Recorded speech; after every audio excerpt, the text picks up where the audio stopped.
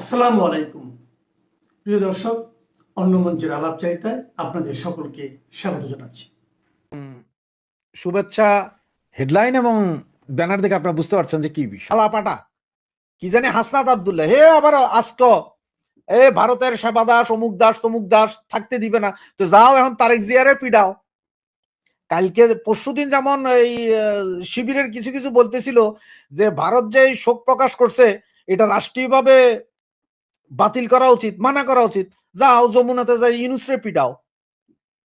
এখন এই যে ভারতের পররাষ্ট্রমন্ত্রী আসছিলেন গত পরশুদিন, সবচেয়ে মজার বিষয় কি জানেন, এছাড়া পাকিস্তান বলেন নেপাল বলেন যারা সবাই বাংলাদেশের ঢাকা এয়ারপোর্ট ব্যবহার করছে, কিন্তু ভারতের পররাষ্ট্রমন্ত্রী সরাসরি আমাদের বিমান বাহিনীর এয়ারবেস ব্যবহার করছেন, ওখানে আসছেন। ওখানে এসে নামলে তো আসলে কোনো ইমিগ্রেশন হয় না, ওটা তো ইমিগ্রেশনের জায়গা না, ওখানে ইমিগ্রেশন হয় না। তাহলে প্রথম কথা হচ্ছে ইমিগ্রেশনটা হইল কোথায় বা কিভাবে হইল, এবং উনি ওইখানে নামলেন কেন? উনি তো সরাসরি ঢাকা এয়ারপোর্টে নামতে পারতেন না, সেটাতে নামেন না, এখানে নামছেন। নাইমে উনি সবার সাথে দেখা করছেন মানে তারেকের সাথে সরাসরি দেখা করছেন। এরপরে আমাদের দুই উপদেষ্টা, আপনার এই কি বলে জাতীয় নিরাপত্তা উপদেষ্টা আর আসিফ নজরুল দেখা করলেন। ডাক্তার ইউনুস নাকি বলছিল দেখা করার জন্য, কিন্তু উনি রাজি হন নাই, উনি চলে গেছেন ওখান থেকেই। ভারত কি সিগন্যাল দিতেছে আসলে? এইটাই হয়ে গেছে পেটের বিষ জামাতের। জামাত চিন্তা করলে যে হায় রে, আমরা যদি না কই তাহলে তো আবার অবস্থা খারাপ। সব ভোটের হিসাব কিতাব, একদিকে ভারতের জুজু দেখাইতে হবে যে ভারত আমাদের বিদ্বেষী এসে, আরেকদিকে আবার তলে তলে দেয় বলতে হবে না ভারতের লগে আছি আমরা, কারণ হচ্ছে ভোটের 1 কোটি হিন্দু ভোটার আছে, এই ভোটগুলোর দরকার।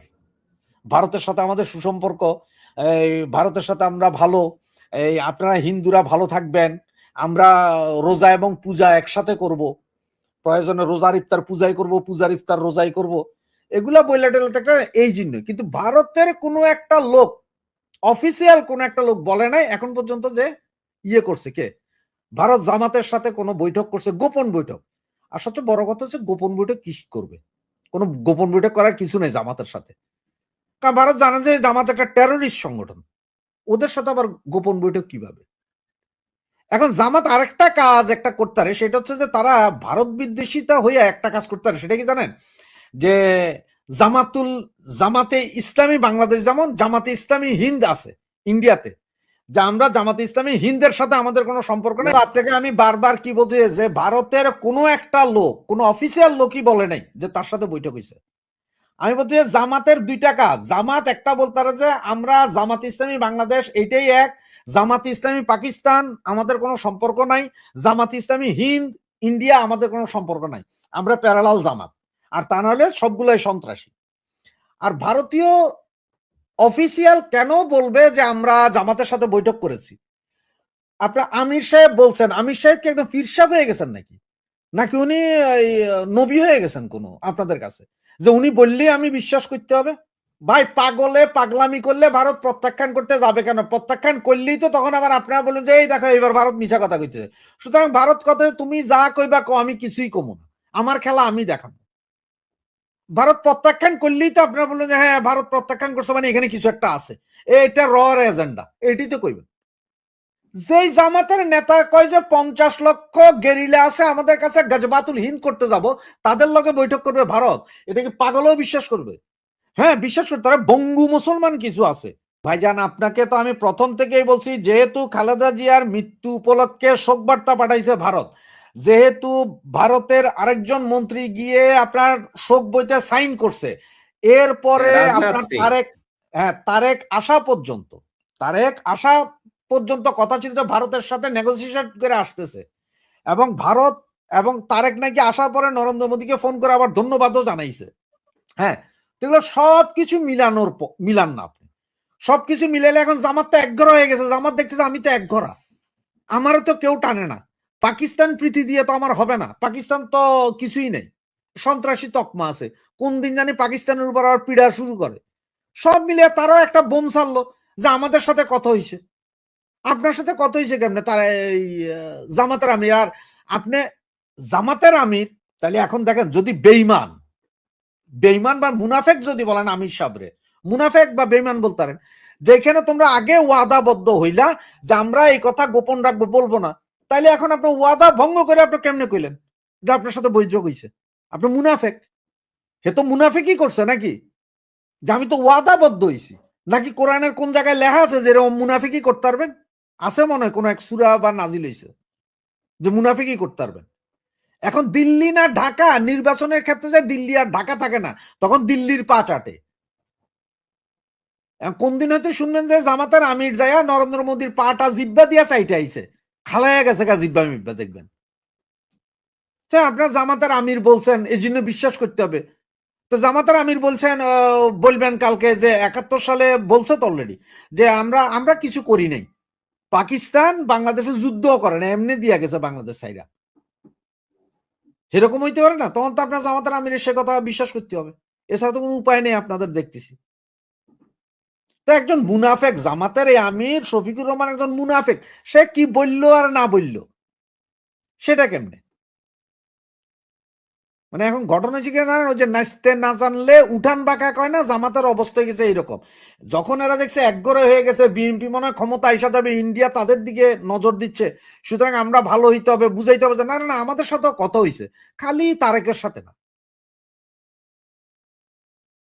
ও হচ্ছে যে জন্মগত মৃত্যুকেরা। সবকিছু ঠিকঠাক থাকলে আগামী 12ই ফেব্রুয়ারি অনুষ্ঠিত হতে যাচ্ছে বাংলাদেশের ত্রয়োদশ জাতীয় সংসদ নির্বাচন। অবশ্য তফসিল ঘোষণার পর থেকে রাজনীতির মাঠে যে গরম হাওয়া বইবার কথা, সেটি এখনো দেখা যাচ্ছে না। আপাতত উত্তপ্ত হয়ে উঠেছে নির্বাচন কমিশনের জমা পড়া প্রার্থীদের হলফনামার পাতাগুলো। বিশেষ করে 2024-এর আন্দোলনের সেই তরুণ তুর্কি যারা আগে রাজপথে কোটা বাতিলের দাবিতে গলা ফাটিয়েছিলেন, তাদের পকেটের বর্তমান অবস্থা দেখে সাধারণ ভোটারদের চক্ষু চরম কাজ হওয়ার জোগাড়। আওয়ামী লীগ সরকারের বিরুদ্ধে আন্দোলনের আগে তাদের কারোরই তেমন কোনো পরিচয় ছিল না। সরকারি চাকরিতে কোটার বিলুপ্তি চেয়ে 36 দিনের আন্দোলনে তৎকালীন সরকার ফেলে দিয়ে রাষ্ট্রের ক্ষমতার কেন্দ্রবিন্দুতে রয়েছেন প্রায় 1.5 বছর ধরে। চাকরিতে ন্যায্য অধিকারের জন্য আন্দোলন করলেও এখন আর তারা চাকরি চাইছেন না, সবারই লক্ষ্য জনপ্রতিনিধি হওয়ার। খুলেছেন নতুন দল, প্রার্থী হয়েছেন ত্রয়োদশ জাতীয় সংসদ নির্বাচনে।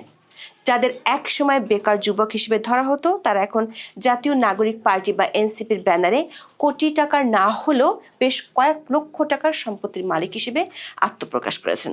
নির্বাচনী হলফনামায় এক সময়ের বেকার যুবকদের আয় ব্যয়ের চিত্র সামনে আসার পর তা নিয়ে তৈরি হয়েছে কৌতূহল। রাজনৈতিক পট পরিবর্তনের পর আত্মপ্রকাশ করা জাতীয় নাগরিক পার্টি বা এনসিপির আহ্বায়ক হলেন নাহিদ ইসলাম। অন্তর্বর্তী সরকারের সাবেক তথ্য উপদেষ্টা 27 বছর বয়সী নাহিদ ইসলাম। এক সময় ছাত্র আন্দোলনের অন্যতম মুখ নাহিদ ইসলাম এখন নিজেকে পরিচয় দিচ্ছেন একজন পরামর্শক বা কনসালটেন্ট হিসেবে। তবে কোথায় বা কোন প্রতিষ্ঠানে তিনি পরামর্শক হিসেবে কাজ করেন সেটির উল্লেখ নেই। হলফনামা বলছে এই পরামর্শ দিয়ে তিনি বছরে আয় করেন 16 লাখ টাকা। স্নাতক পাশ করা একজন তরুণের পরামর্শের এত দাম দেখে অনেক বেকার যুবক হয়তো এখন ক্যারিয়ার হিসেবে পরামর্শদাতা হওয়ার কথা ভাবছেন। জনাব নাহিদ ঢাকা 11 আসন থেকে ত্রয়োদশ সংসদ নির্বাচনে লড়ছেন জামাতের নেতৃত্বাধীন জোট থেকে। নাহিদের বর্তমানে কোনো গাড়ি বা বাড়ি নেই, কিন্তু তার কাছে নগদ আছে 19.5 লাখ টাকা এবং ব্যাংকে আছে 3,85,000 টাকা। তার নিজের কাছে গয়না আছে 7.5 লাখ টাকার, আর স্ত্রীর আছে 10 লাখ টাকার গয়না।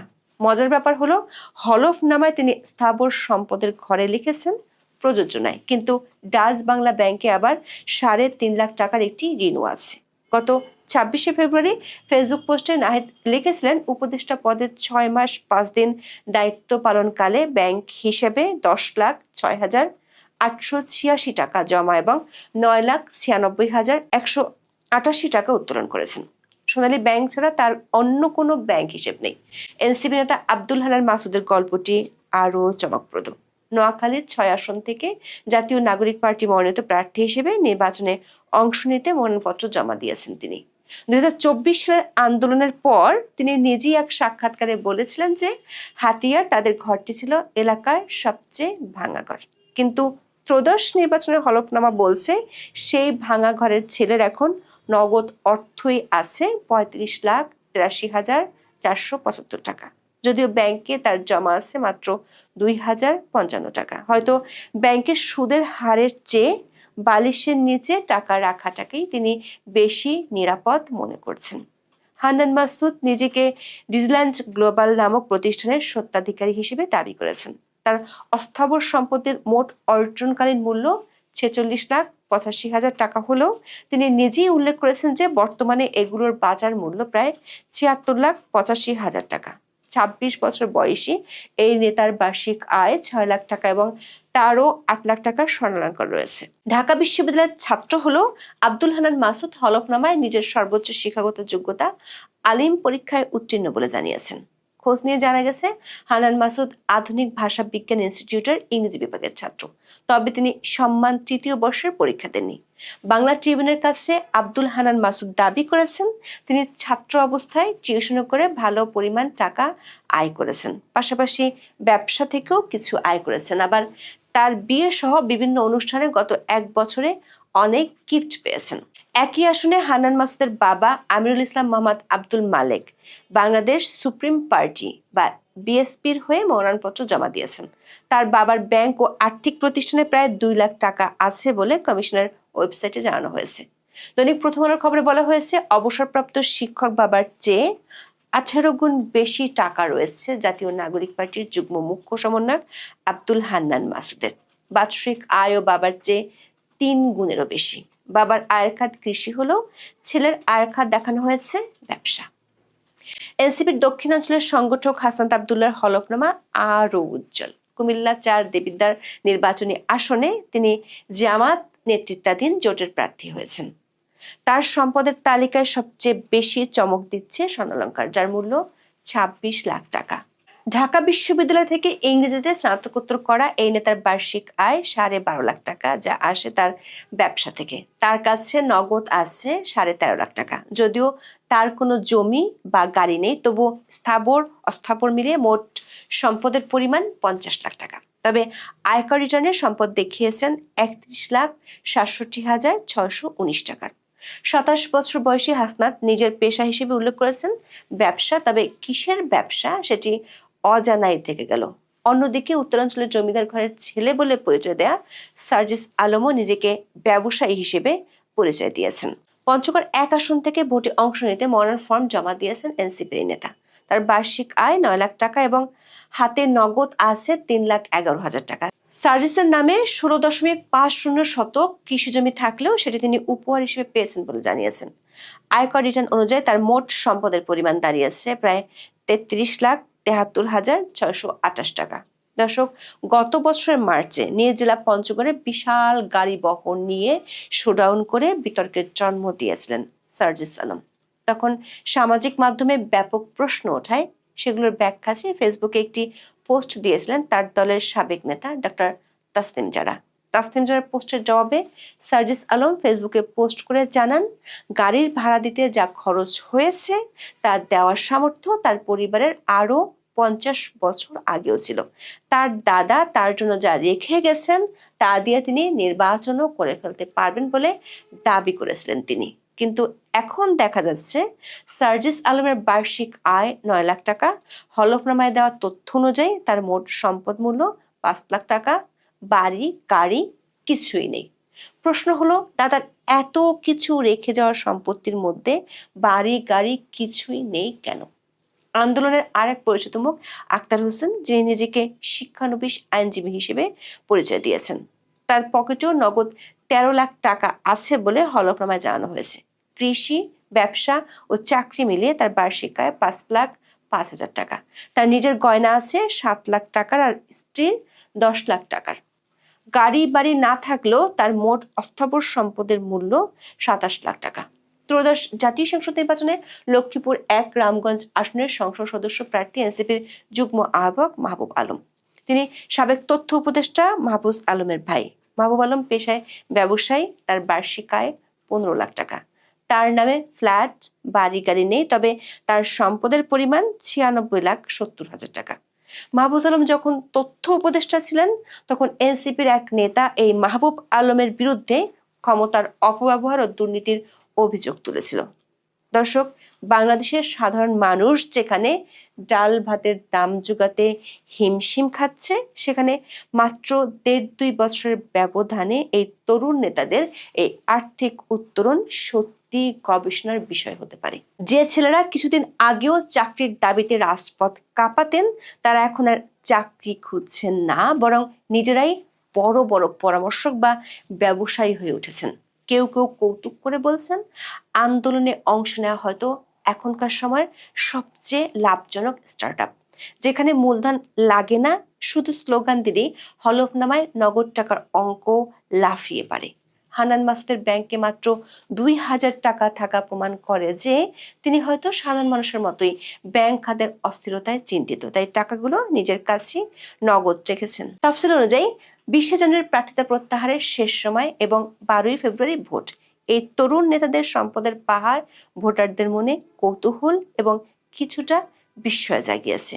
যারা ইনসাফের বাংলাদেশ করার প্রতিশ্রুতি দিচ্ছেন, তাদের নিজেদের সম্পদের এই অবিশ্বাস্য প্রবৃদ্ধি ভোটাররা কিভাবে নেন, সেটাই এখন দেখার বিষয়। সহজ কথায় বলতে গেলে এই ছাত্র নেতাদের অর্থনৈতিক অবস্থা এখন সেই জাদুর আয়নার মতো। ১ বছর আগে যেখানে বেকারত্ব দেখা যেত, আজ সেখানে লক্ষ টাকার গয়না আর নগদ অর্থের ঝিলিক দেখা যাচ্ছে। এখন এ পর্যন্ত।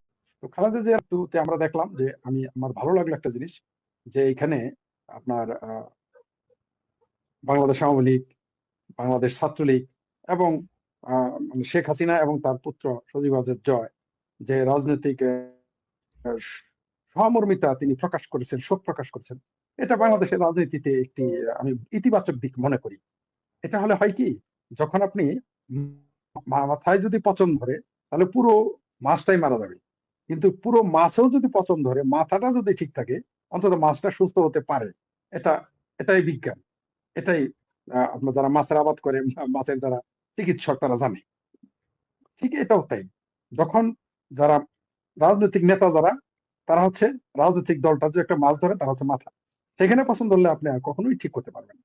তো এটা আমি ইতিবাচকই মনে করি। সবাই যার শোক প্রকাশ জানিয়েছেন। আমি সর্বশেষ আপনার সাথে যুক্ত হওয়ার আগে, আমি সাইফুল মাতান টিটুকে মেসেজ দেওয়ার আগে একটা মেসেজ পেলাম, যেখানে দেখলাম যে সজীব ওয়াজেদ জয় শোক প্রকাশ করে। এটা ভালো দিক আমি মনে করি। এবং আপনি দেখবেন যে ইদানিং বিএনপিও কিন্তু মানে যারা উপরে, যেমন সাইফুল বান্দির টিটু বারবার বলে থাকে, সে অফলাইনও বলে, লাইভ এসে বলে, যে খালেদা জিয়ার অসুস্থতা নিয়ে কিন্তু বিএনপির চামচি বা জামাতেরা খুব চিল্লাপাল্লা করলেও তারেক রহমান কিন্তু বলে নাই যে তার মায়ের চিকিৎসা বা তার দলীয় প্রধানের চিকিৎসা ত্রুটি হয়েছে, সরকারের ত্রুটি, এটা তিনি বলেন নাই। তিনি বারবার বলেছেন চিকিৎসা ভালো হয়েছে। সর্বশেষ তার যে বয়ান, সেখানে কিন্তু আমরা দেখেছি, যদিও আজকে আসিফ সার, তাকে দেখলাম একেবারে খালেদা জিয়ার সমস্ত এই ক্ষতি হওয়ার জন্য একেবারে আওয়ামী লীগ, শেখ হাসিনা পারে না তো একেবারে আওয়ামী লীগের সব কর্মীর জন্য দায়ী, না তারা দায়ী, এটা বলে ফেলে। যেহেতু আওয়ামী লীগের নাম নিছে, তাহলে তারাই দেয়। কিন্তু বিএনপি কিন্তু এই অভিযোগ বড় নেতারা কেউই করে নাই। আর তারপরে যেগুলো আমরা আলোচনা শুধু, সেগুলো হচ্ছে পলিটিক্যাল বক্তব্য, রাজনৈতিক বক্তব্য, এগুলোর কোনো ভিত্তি নেই। যেমন ধরেন যে যখন কোনো সংঘর্ষ এই দেশে হয়, যেমন খালেদা জিয়া বলেছিলেন যে ভ্যানিটি ব্যাগে বোমা নিয়ে গেছে, এগুলো হচ্ছে পলিটিক্যাল বক্তব্য। আমরা আজকে সেই আলোচনার দিকে যাচ্ছি না। যেহেতু আপনি ঠিকই শুরুতেই বললেন যে তিনি মারা গেছেন, তিনি যদিও রাজনীতিবিদেরা মারা গেল বিতর্কের ঊর্ধ্বে যায় না, আপনি আমি মারা গেলে হয়তো বিতর্কের ঊর্ধ্বে চলে যাবো, কারণ আমাদের বক্তব্যে বাংলাদেশের রাজনীতিতে, সাধারণ মানুষের বা দেশের অর্থনীতিতে, দেশের রাজনীতিতে কিছু যায় আসে না, কিন্তু তাদের বক্তব্যে ভালো মন্দ দুটো যায় আসে। তবু আমরা আজকে বিতর্কে যাচ্ছি না। আমরা চাই বাংলাদেশে এই মুহূর্তে অন্তত তারেক রহমানের আগমনের কারণে জামাতের নামক মৌলবাদী বিষ বৃক্ষটা একটু কিন্তু চাপে পড়েছে। তারা কিন্তু এখন বিএনপির কাছে চড়েই, কিন্তু কোনো সন্দেহ নাই বিএনপি এবং তরঙ্গ সংগঠন বাংলাদেশের মুক্তিযুদ্ধের পক্ষের এবং শক্তি এবং আওয়ামী লীগের উপর স্টিম রোলার চালাচ্ছে, কিন্তু জামাতেরা যেটা চালাচ্ছে সেটা আরো ভয়াবহ ছিল, এবং তাদের মততেই হয়। আপনি দেখবেন যে বিএনপির যতগুলো ঘটনা ঘটে, তাদের যদি অর্ধেক হয়ে থাকে তাদের স্বেচ্ছায় স্বপ্রণোদিত, আর অর্ধেক কিন্তু জামাতের ইন্ধনে থাকে। এটা আমার গবেষণা। এমন না যে আমি এই 14 মাস 16 মাসের কথা বলতেছি, আমি 20 বছর জামাতে গবেষণা করেছি। আওয়ামী লীগ বিএনপি, এমনকি আওয়ামী লীগের ভিতরে, এমনকি বিএনপির ভিতরে, বিএনপির দ্বন্দ্বের ভিতরেও জামাত জড়িত থাকে। এরকম অন্তত 100টা কেস আমার কাছে আছে, যেগুলো মানে আমি চেয়েছিলাম যে এটা যেন সত্য না হয়, আমার অনুমানটা দেখেছি না, আমার অনুমান সত্য। তো বাংলাদেশে আজকে আপনি জানেন যে যে ঘটনাগুলো ঘটতেছে, আপনারা হয়তো জানেন না, সরি, আপনারা অবশ্যই জানেন, আপনারা তো কম বুঝেন না, রাজনীতি কম স্টাডি করেন না, কম খোঁজ রাখেন না। জামাতেরা কিন্তু খুব খুশি হয়েছে খালেদা জিয়া মারাতে, মরে যাওয়াতে, বিএনপির মানে এই ঘোষণা দেওয়াতে মরা। জামাত বিএনপির আওয়ামী লীগের কিন্তু তার সমালোচনা করতেছে, কিন্তু খুশি হয় নাই কেউ যে সে মারা গেছে। কিন্তু জামাত কিন্তু মনে মনে বেজায় খুশি হয়ে গেছে।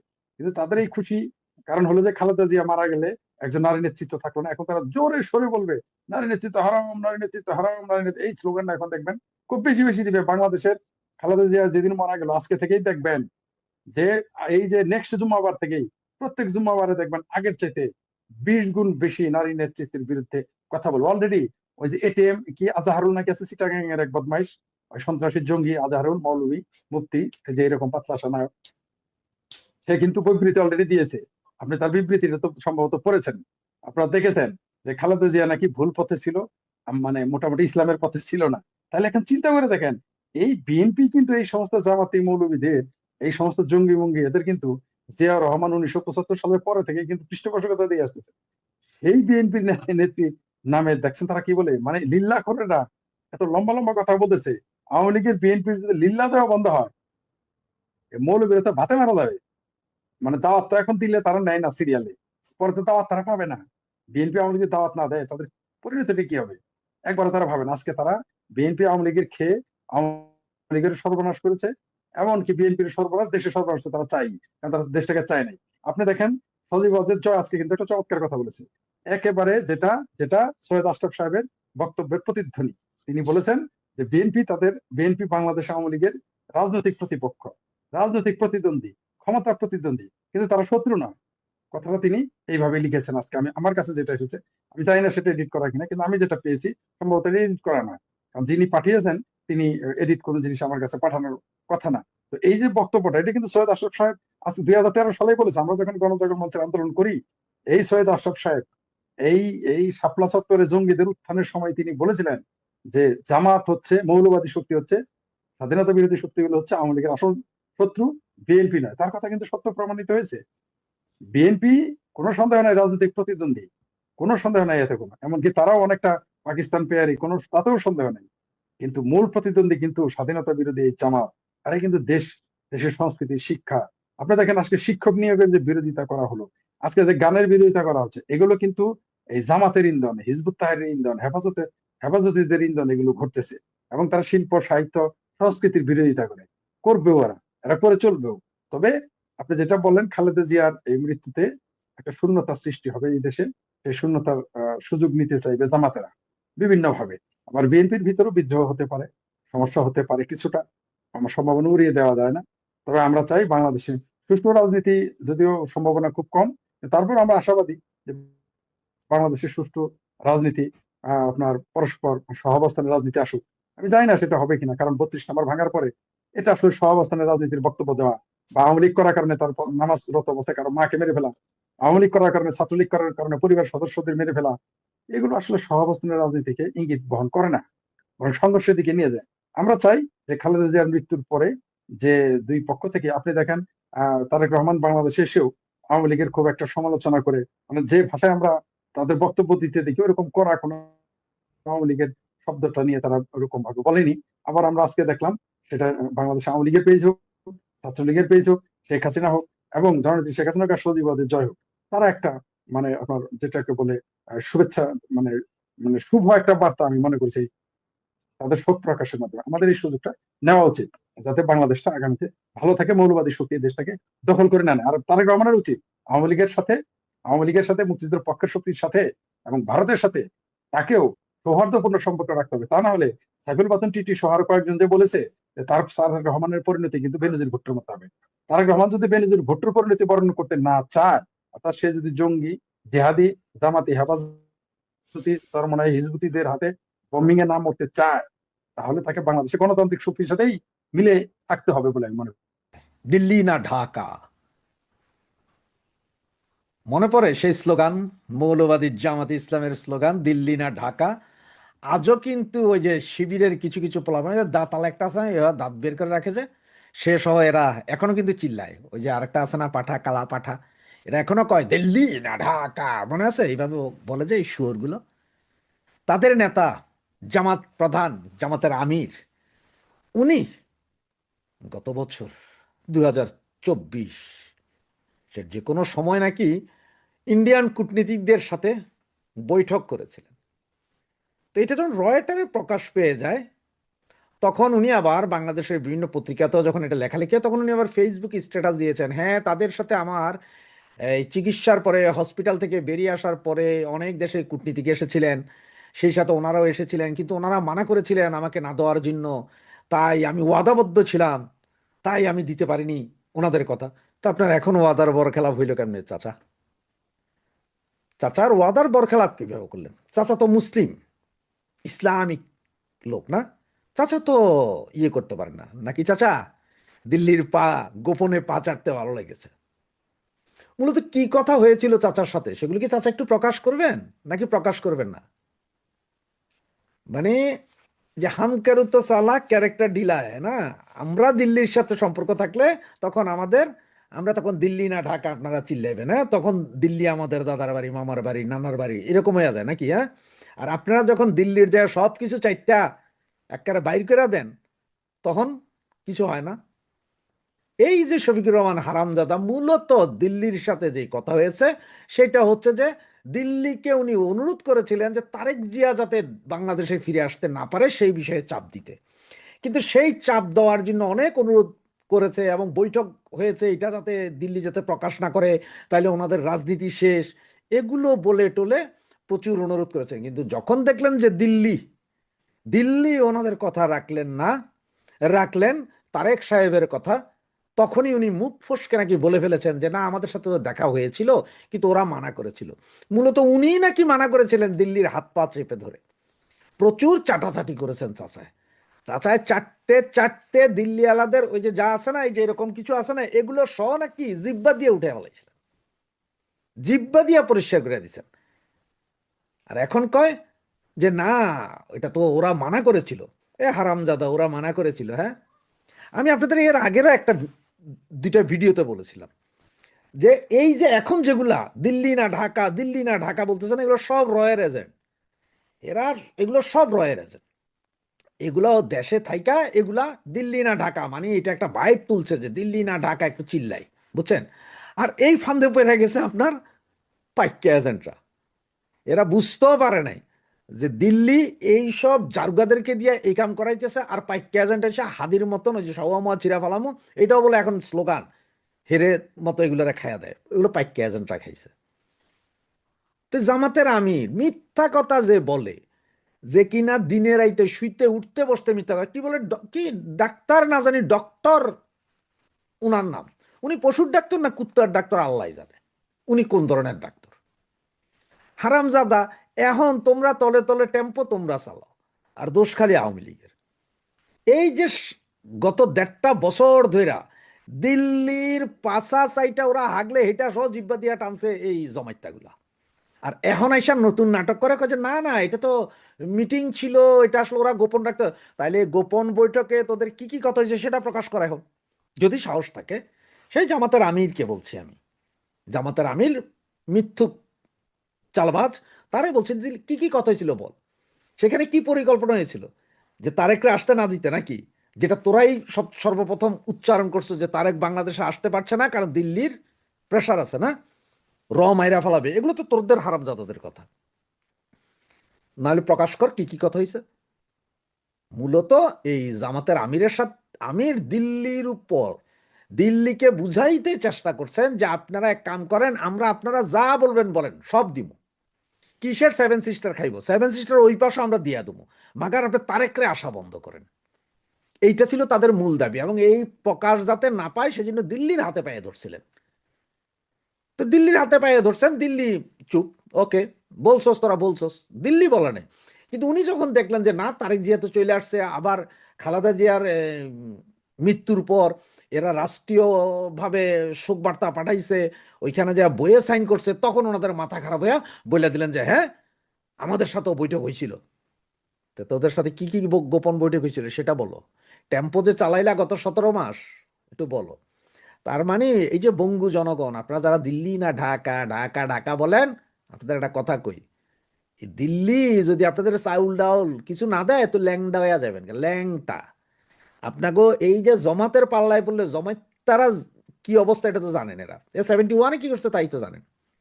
জমাইতাদের বউ বেটি বেচনের সময় আইসা গেছে।